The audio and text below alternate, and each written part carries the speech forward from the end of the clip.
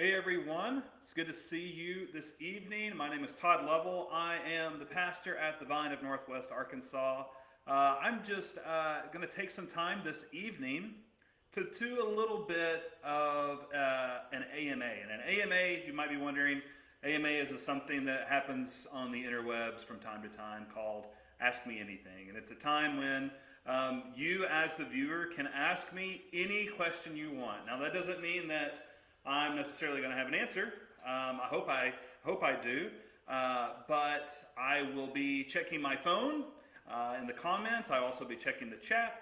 And so if you have a question for me about my own personal life, if you have a question for me about my own ministry, if you have a question for me about my family, if you have a question for me about the Vine of Northwest Arkansas, this is just a time for us to get to know each other. Nothing too formal. I'm in my living room right now and have a little setup, and so I'm by myself. My wife is out with our three kids going to different trunk or treats around the area, and so I actually do have a few questions. When I said I was going to be doing this, I was like, hey, you guys asked me some questions, and I had some people reach out and give me some questions. And so one of them, let's see where to start. There's so many good ones. Let me just tell you a little bit about myself. This was from Amy. Amy asked me if I could talk just a little bit about my calling into ministry, and that's a really good question, and I'll start with there. Before I get going into all of these, I've told my wife and my wife Emily, and I'm intentional about doing this. But I'm going to keep this video to about 10 or 15 minutes. Because I want it to be watchable for people and shareable for people. We'll do more of these in the future, but this one we're going to keep to about 10 or 15 minutes. And I'm going to try to get through these questions pretty quick, okay? So I'm not going to spend a whole lot of time on the questions, but I do want to answer the question, but not go on and on and on, as I am wont to do, not only in my personality, but as a pastor. So Amy's question about what got me into the ministry. You know, I'm one of those people that I've never really had what you might call like a burning bush moment, or hear the audible voice of God saying, this is what I'm going to do, or that there's been just like this really clear picture from an early age that I was going to be a pastor. I've never been one of those people to have an experience like that. I know people who've had an experience like that, and I praise God for that, but that's not been my experience. My experience and my calling into ministry has been a lot more gradual. It's been one of those things where I've just, at different points in my life, I've just looked for what is the next small step of faithfulness in this moment. And that has often led me to where I am today. I'm much more convinced that it's all those little small choices that we make in life that actually have a bigger impact on where we end up than the big decisions that happen intermittently. I know the big decisions can seem like it's make or break, that we either have the right choice or the wrong choice, but I actually think it's kind of the smaller decisions, smaller choices that we make throughout our lives that lead us to where we end up. And that's kind of how it was with my calling into ministry. So I grew up in a family that went to church, and in my family, church was an important thing, but for most of my childhood, it was never really my thing. So it was something that we did because we were supposed to do it. At least that's how I understood it. And so I went to church, was kind of there anytime the doors were open. And then when I was in junior high school, we had a new youth minister come, and this youth minister had what I would come to learn is a pretty pervasive skill among youth ministers. But this youth minister had the skill of playing guitar. And it just so happened that when I was in 6th, 7th grade, I wanted to learn how to play the guitar too. And I was like, hey, I can either, we couldn't go online. We didn't have internet at the time when I was in junior high school, believe it or not. But I could either, we could go pay for lessons somewhere, or, hey, I could go play in the worship band and I could learn guitar for free. Now, little did I know that most worship music at the time was, 3 chords and a prayer, and that was it. But that's kind of where I picked up learning how to play the guitar. And interestingly enough, I kind of got into the faith through the back door in that way, that I was going to learn how to play guitar. I wasn't really going for Jesus or going for worship or even going for the church at that time. But through my experience in that youth ministry program, um, sort of leadership qualities were called out of me, and my faith did deepen, and it eventually became a thing that wasn't just something that was important to do, but it was something that I wanted to do and that I thought was important to do. From there, I went to a Christian undergrad. I went to Ouachita Baptist University down in Arkadelphia in southwest Arkansas. And again, I went to school there, and I didn't go there with the idea that I was going to study theology, but it was one of those things where I didn't really know what I wanted to do with my life. And so while I was deciding what real job I wanted, I decided to take some Bible classes, and I was hooked. I was completely engrossed and fascinated by everything in the Bible study department, and just stuck with it. Ended up declaring my major in that, and graduated with a degree in that after 4 years. Then I went into work as a youth minister because of the impact that I think my youth ministers had on me. I wanted to have that for other kids, and so I went into youth ministry for about 7 years. And then I did that in Central Arkansas. And then I felt kind of this unrest that I'd always wanted to go back to school, meaning seminary or graduate school. But there was never really the right time. I'm in Central Arkansas. There's not a lot of seminaries around. And it really wasn't until we had our first child that I quickly realized that this is not going to get any easier. If we're going to have to pack up and move, which was kind of our only option at the time, it's not going to get easier the more settled we get. So we decided to go to Duke. I went to Duke Divinity School in Durham, North Carolina, and was there for 3 years, and was appointed by my bishop and ordained in the Methodist Church, and was appointed by my bishop to Springdale right after seminary. And so I started a church in Springdale for 5 years, First Church Springdale, and it was a wonderful experience. And then my bishop sent me to Centerton to start the Vine of Northwest Arkansas, and that's where I am now. So that's kind of the long and short of it. Like I said, there was never really, there were kind of pivotal moments here and there, but there was never like that one moment in my life that I was like, this is what I'm going to do for the rest of my life. But it was more of a realization that I couldn't imagine myself doing anything else. And every time I stepped through a door that got opened, it led me down the path that I am now, to where that calling was a much more of an idea, I think, in my head, or just kind of like this vague staircase that I could only see the next few steps. But the farther I walked up the staircase, the clearer and the more concrete that calling became. All right, let's see what else we got. Oh, this is a good one. So this is from Jen. She asked me, how much do I love my dog? Now, some backstory here, okay? So I come from the backwoods of Central Arkansas, and dogs were pets in Central Arkansas, but dogs were really kind of utility creatures. They were more tools than they were pets, so we use them for hunting. They stayed out of the cage. We let them out and throw the ball around every once in a while. We take them duck hunting, squirrel hunting, that sort of stuff. But they weren't really inside dogs so much. And so I grew up with an appreciation for dogs, but I may not be what you call a dog lover. I also have really bad dog allergies. Well, really all pets. So dogs, guinea pigs, cats, especially cats.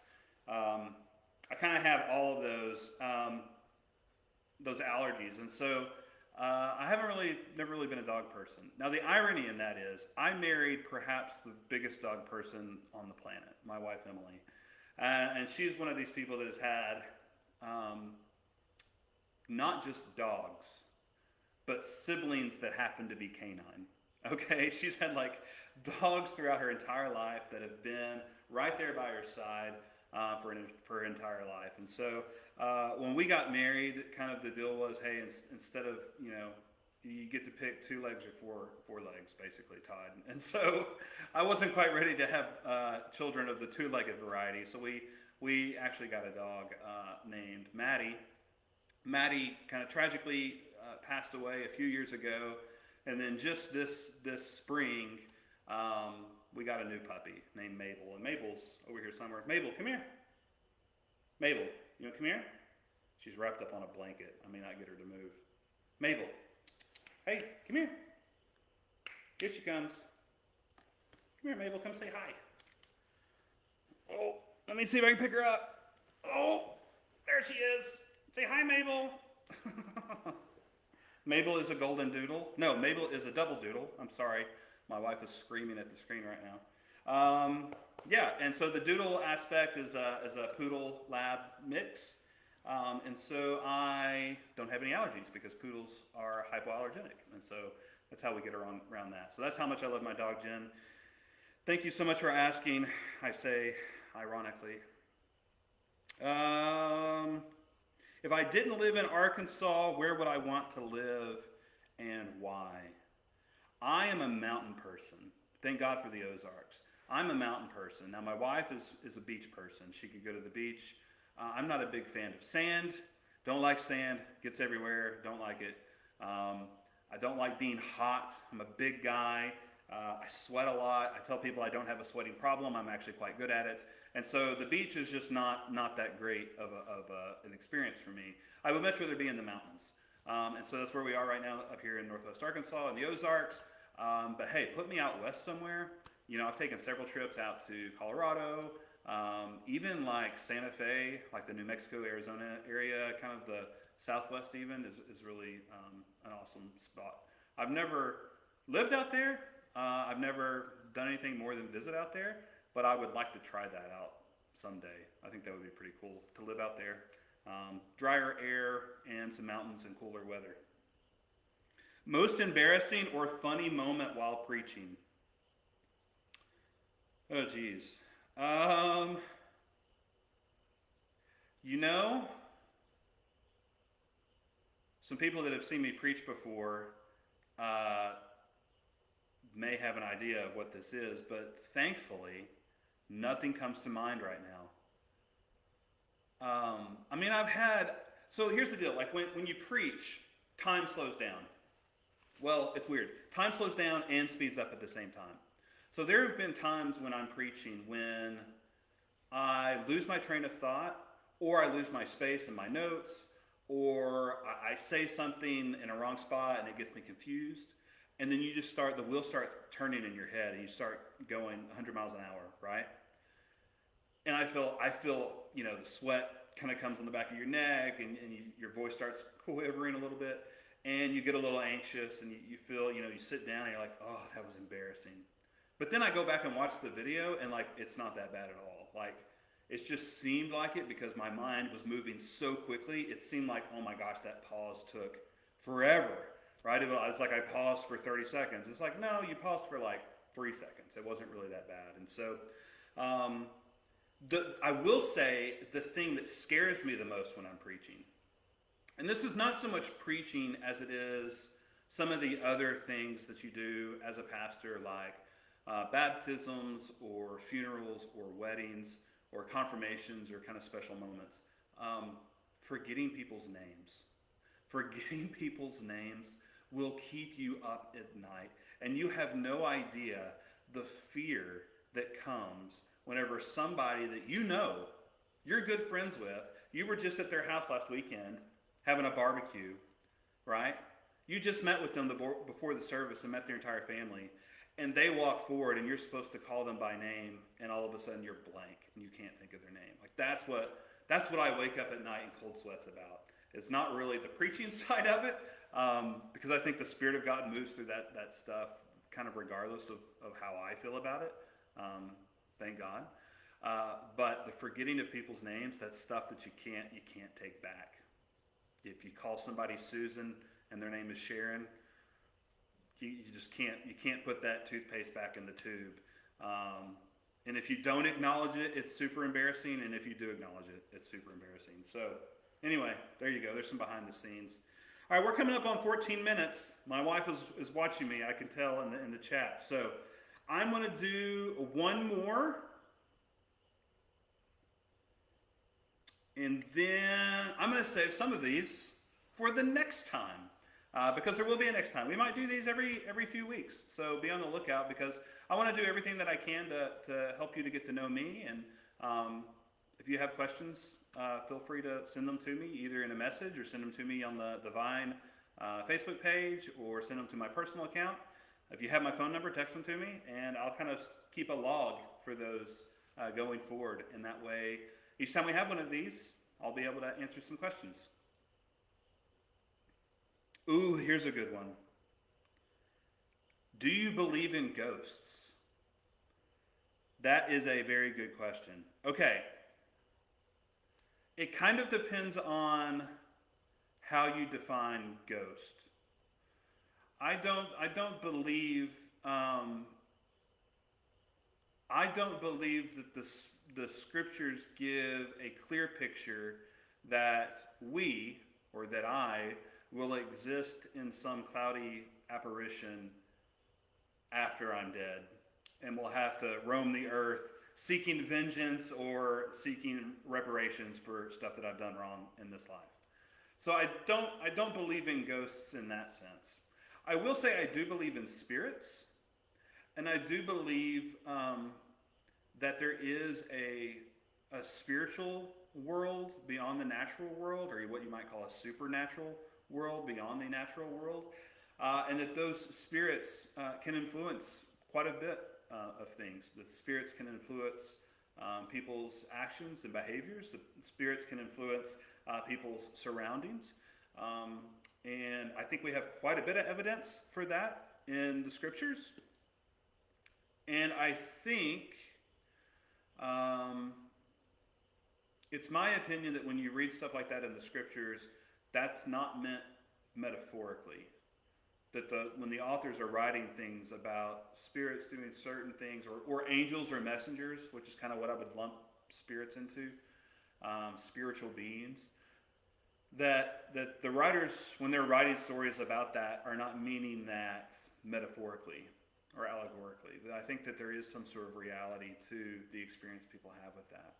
And so if you take kind of maybe that bigger umbrella of ghost or spirit, then yes, I do. But the idea that my spirit will be lingering around to haunt people. I mean, I know it is Halloween time, but as fun as that is in a movie context or in a fiction context, I do not think that is the case. But if you do, hey, that's awesome. Maybe we can have a conversation about that sometime. I'd love to hear your thoughts. So that's just a little bit about me. I want to go ahead and wrap up this video because it is so important that we keep it a little shorter so that you can share it and that you can make it all the way through. So I'm going to go ahead and wrap up, and I want to let you know that next Sunday, so not this Sunday, but next Sunday, November 1st at 6 o'clock, we are going to be meeting at the Vine of Northwest Arkansas Fields. And so the property that we have at 11301 Highway 72 in Centerton is actually a soccer complex and a bunch of different fields. We're going to meet up there on the 1st at 6 o'clock for just a time of gathering in person. We will be physical distancing, we will be wearing masks, but we also will be having a fire pit out there and some hot cocoa and stuff like that. And so this is a BYOS event, so this is bring your own s'mores. We can't share food because of COVID. I really hate that.